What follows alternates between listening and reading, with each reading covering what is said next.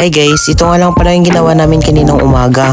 Pagkatapos namin mag-test, pumunta na agad kami sa Pandayan at bumili kami ng plastic envelope at folder. Tapos naming bumili, pumunta na agad kami sa school at linagyan na namin ng pangalan yung pinamili naming plastic envelope. Tapos naming linagyan ng pangalan, binalik sa amin ni President yung mga pinasa namin nung Lunes na bond paper para ilagay namin sa plastic envelope. Nung natapos na namin lahat, pumunta na agad kami sa Acosta Pansiteria para kumain. Nung nasa Acosta Pansiteria na kami, pumila na kami agad para makabili na kami ng aming kakainin. Mga sa amin, hindi na pumila at pinasuyo na lang sa kanila yung mga bibilhin nilang pansit. Nga kapag bumili ka ng iyong pansit, dapat ay pumila ka at pagkatapos mong kunin ay babayaran mo na agad. Habang kumakain nga ako, naaalala ko nung nasa high school pa ako, laging ganito yung kinakain namin lalo na kapag tanghalian.